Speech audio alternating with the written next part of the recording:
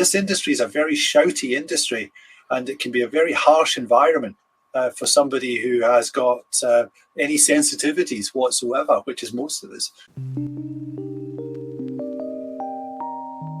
Old stagers like me know the Lighthouse Club for its work with the families of those impacted by injury or death within the construction industry. But the Lighthouse Club has pivoted to tackle the growing mental health crisis within the sector as well. So in my interview with Bill Hill, I started by asking if this was part of the modernisation of the Lighthouse Club, or whether it was more indicative of the state of the UK construction industry right now. Well, to be honest, Mark, it's a bit of both.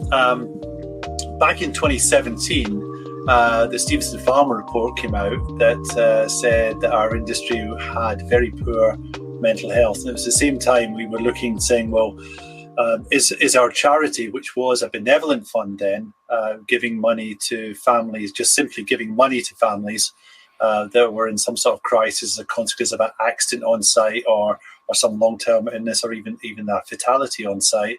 That's where we were set up before. And then when the Stevenson Farmer report came out, it said, well, really, we need to do something about this as well. We can't be the construction industry's charity, not look at the mental ill health problem that we got in the industry. So really, since 2017, we've been building up a portfolio of supporting the well-being of our workforce in a more holistic way. And from that, we started building our services that address those problems. So yes, we've been at it a wee while now, and it's incredible to see how much has been done, not only from our perspective, from the industry as a whole, as the data has become available to the industry about the size of the problem we're trying to tackle. Yeah, you say that. It's interesting that we're speaking right now, because the CITB reported just literally a few days ago that according to a survey, more than a quarter of construction workers had experienced suicidal thoughts, and 91% said they felt overwhelmed. I've no idea where the CITB got those figures. Perhaps you could offer some guidance on that. But if those figures are correct, then it would probably be the mental health awareness sector, including the Lighthouse Club, that will be feeling even more overwhelmed than the workers they're trying to help. Yeah, and we are seeing our numbers going up all the time to the helpline, and there's two things that are making that happen. One is we're breaking down the stigma of actually talking about the problems. So people are now hopefully getting in touch with us at an earlier stage of when they are seeing things that are being overwhelming for them. So they're then making the call, which is good.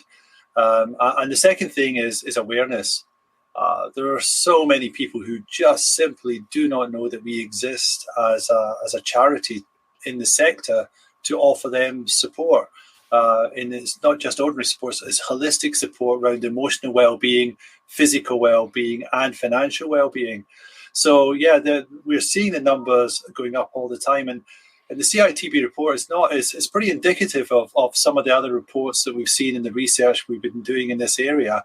That there's many people will suffer from mental ill health from time to time, and our job is to recognise it early and make sure we can put some coping strategies or solutions in there to help them get through that particular crisis without making it something where it's something that they can't actually cope with any longer and decide to check out. Now, you mentioned the word awareness a few times there, and this is where I have a particular issue, I guess. We happen to be speaking on Mesothelioma Awareness Day today. There's been a lot of work done within the construction and demolition industry to tackle mental health awareness, but is awareness actually enough? Would we not be better off at addressing the working practices that are contributing or possibly even leading directly to the issues of mental health in the first place? Yeah, I think you're right in saying that, but one kind of leads on to the other. If we've got an awareness program where people go and start making calls and saying what is wrong, and we're finding out what is wrong, it gives us more information and informs what the industry needs to do about making reforms about working practice or about flexibility or other elements that they can actually be in control of to change the working environment and culture to help those people. So it is cyclical. I think it does cycle round, one following the other. Is if you build awareness where people can make calls and get support, and those areas who are giving that support take that information and try and address it back to the industry, which is what we try and do, is it will become a cyclical sort of plan, do, check, act sort of type thing, and keep the whole cycle of continuous improvement in this area going. So I think your point is well made, but I think it's part of a circular process. One of the drivers of mental health issues, particularly in this industry, I think, are financial and job security as well. Obviously, we've just emerged from COVID-19 pandemic, which will have caused some jitters in the job security front, and we're now staring down the barrel of a recession, with construction companies going into liquidation pretty much daily now. Are you anticipating mental health issues getting worse before they get better? I would like to say no. But my personal opinion is it's going to get a little worse. As the financial consequences of all the inflationary activity that's going on at the moment impacts the industry from both individual and company level, then the situation will get worse probably before it gets better. And we're anticipating a pretty marked increase in the volume of people that we're expecting to come to us for support over the next few months leading up to Christmas and the New Year, as that impact hits, especially on the energy stuff. We're already seeing a marked increase in the number of people we have to support by sending them food parcels to put food on the table for their family and kids. So we're seeing that already happening, and we haven't even reached into the major parts of a winter period where energy is going to be very, very high level, even although the government's doing a lot to try and put a cap on that level. Some people are who are not reaching that £2,500 or whatever it is cap, they're still really struggling to pay their bills and pay their rent and get through. And we have got a massive issue in the industry where 53% of the employed population inside construction is either self-employed, agency staff, or on 0-hour contracts. So their surety of secure income for the future can be turned off just like that. And that is a very tough situation to be in. And many people don't have anything in reserve to see them through any period of unemployment. I just want to pick up on something you just said there about food parcels. When I think of the Lighthouse Club and the assistance it gives, I'm generally thinking about a cheque through the post. But I mean, that's a much more tangible aid to the families of construction workers. Tell me more about that. Yeah, we stopped putting cheques through the post some time ago. One is that I don't think we write any cheques anymore. Forgotten how to write a cheque. At one point, we were sending out about 300 cheques every month, and we stopped that some time ago. Now we do anything as direct debit, and we only will give out a financial award for delivering something that we can actually deliver. Because sometimes what was happening when we used to give cheques out on a monthly basis to help people through their monthly outgoings and that kind of support, people started relying on it and never moved themselves to a better place and a more sustainable place. So what we do now is we genuinely have accounts with all the major supermarkets, and we know how to do a family shop for 4, 2, 6, or whatever it is. We do a family shop, even if they're vegan or vegetarian or whatever. We've got all these family shopping, and we will actually send the relevant supermarket delivery to that house. And if it's something they need white goods wise, we don't give them the money anymore to buy the white goods. We actually will buy a washing machine for them, or a cooker for them, or an essential like that, have it delivered, and have the old one taken away so they don't have a problem with it. To a certain extent, it's to help people make sure we actually get the delivery of what is really needed. And if you sometimes send people money who are in some sort of hardship, maybe the money doesn't always go to where it's really needed, and they phone you up again the following month to say, we still haven't got that cooker, but we've blown the money some other way. So it's really helping directly to the families get what they absolutely need to give them the support they need in that particular crisis. Lots of surveys that I've read are suggesting that the suicide rate within the UK construction and demolition industry is roughly 3 times the national average. Obviously, that's a very stark statistic. But has anyone ever put their finger on precisely why? Why is construction so vulnerable to mental health issues and the ultimate suicide? Well, I think we touched a little bit on that on some of the earlier conversations, but from a pure mathematic point of view, there's about 6,200 suicides every year in this country, and about I think it's 5,000 of those are men. So from a statistical point of view, that men are more susceptible to suicide, and that from a statistical national point of view. If you then put that statistic against the industry as a whole, is dominated 87% men.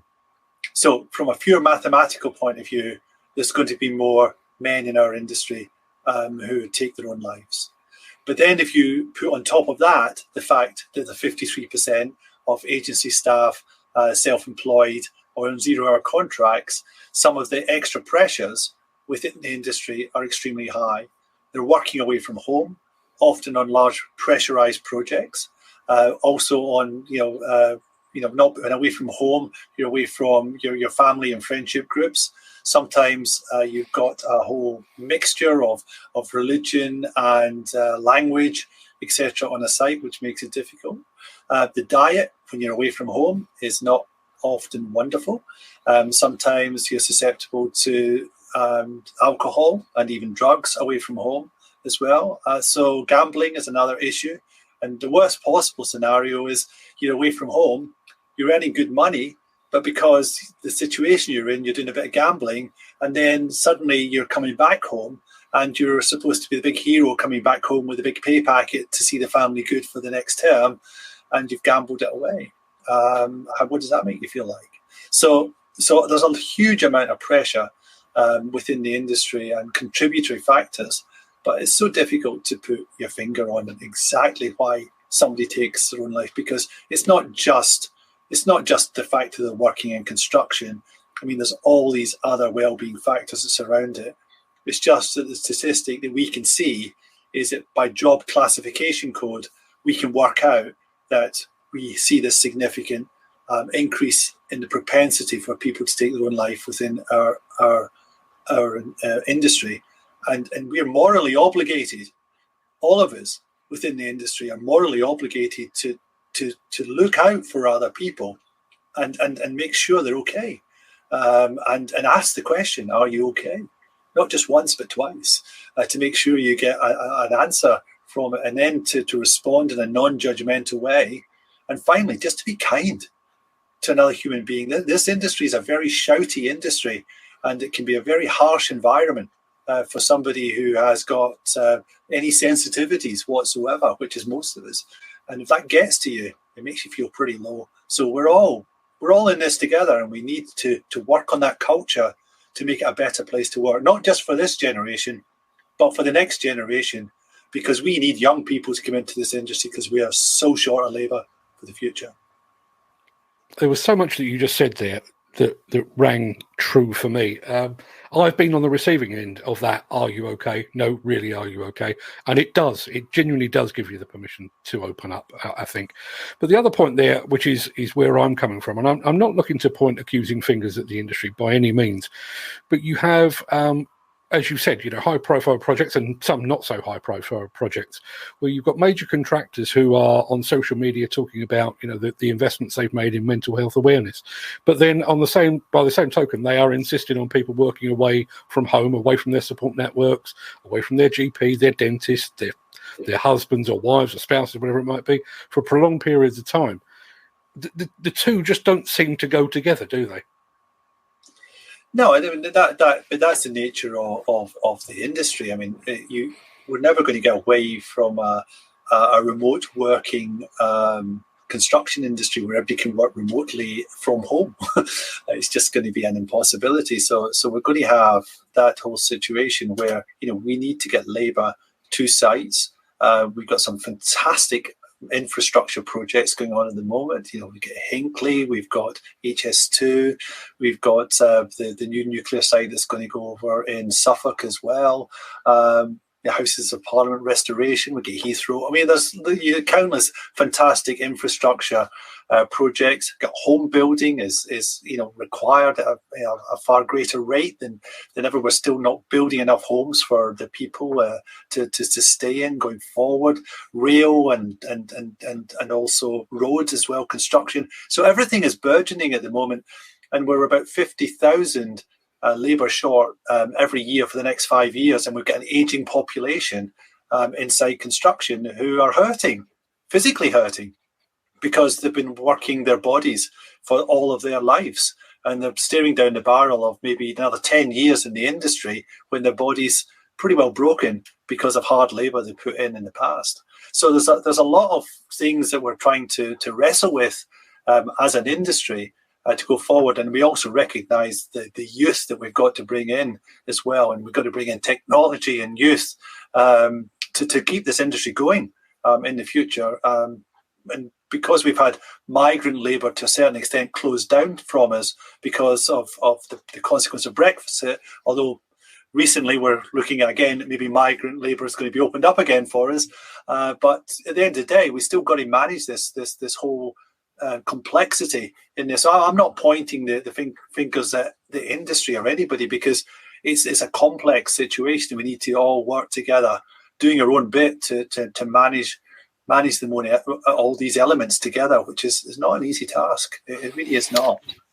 Oh, absolutely. Now, the last time you and I spoke, actually, you'd just been forced to cancel your big annual event because of the pandemic and the resulting lockdown. And you were concerned at the time about a potential financial shortfall of your very own. How's the Lighthouse Club coffers looking today? All I can say is I am 100% indebted to the generosity of our industry. I went to the trustees of our charity and said, we've got a little bit of money in reserve. We've got two choices here. Choice one is we batten down the hatches and we ride out the storm, and we just keep the charity ticking over. Or we throw everything at it. We've got lots of people that are phoning up the helpline looking for help. We just empty the tank, and if we go bust as a charity, then we go bust as a charity. But at least we've gone and done exactly what we're charter is here to do, which is to make sure that no construction worker or their families alone in a crisis get to it, throw the money at it. And I'm very pleased to say we did the latter. And I think the industry saw what we were doing. And when we put out an appeal to say, look, if you want us to keep on doing this, then please help us, they turned around and helped us big time. They really did. So I think within the space of 6 to 8 weeks, we raised £500,000 from the industry, which was absolutely immense. And then since then, the industry, we've been working on a thing called a company supporter program, where companies now are pledging on an annualized basis a donation to us, any size, and they're giving us now the surety of income going forward to be able to plan and make all of our services absolutely free. So I cannot complain about the generosity of our industry.